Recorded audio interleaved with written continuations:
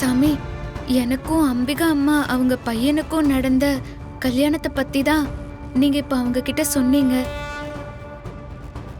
இந்த விஷயம் வேற யாருக்கும் தெரியாத ரகசியமாதான் இப்ப வரைக்கும் இருக்கு சாமி.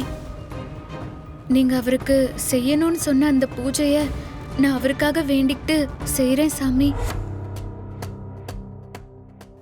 நீங்க தான் அதை எப்படி பண்ணணும்னு எனக்கு விவரமா சொல்லணும். அவரு நல்லா இருக்கணும், அவருக்கு எந்த பிரச்சனையும் வரக்கூடாது சாமி. இந்த உலகத்துல எந்த விஷயமும் காரண காரியம் இல்லாம நடக்கிறது இல்ல. எல்லாமே ஒன்னோட ஒன்று இருக்கிற தொடர்புல தான் இந்த பிரபஞ்சமே இயங்கிக்கிட்டு இருக்கு. உனக்குள்ள இருக்கிற அத்தனை கேள்விகளுக்கும் சரியான நேரத்தில் தேவையான பதில் கிடைக்கும். நீ இப்ப இந்த பரிகாரத்தை உன் கணவனுக்காக பண்றது விதி. அதுதான் இனி நடக்க போகுது.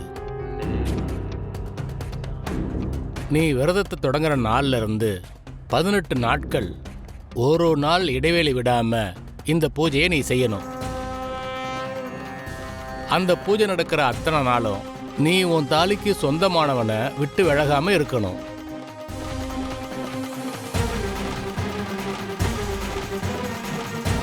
என்ன இது சாமி இப்படி சொல்றாரு?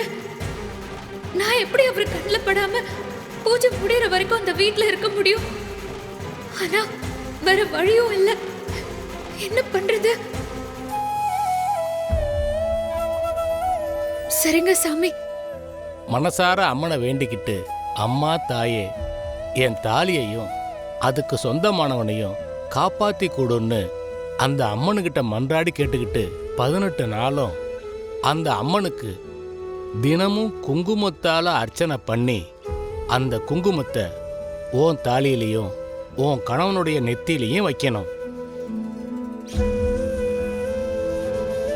உன்னால முடிஞ்ச நெய்வேத்தியத்தை அந்த அம்மனுக்கு நெய்வேத்தியமா படைச்சி அதை அவனுக்கும் கொடுத்து மிச்சத்தை நீயும் சாப்பிடணும். அதை ஆரம்பிக்கிற நாள்ல இருந்து கொஞ்சம் கொஞ்சமா உன் கணவனுடைய உயிருக்கு இருக்கிற ஆபத்து தானா விலகி போயிடும்.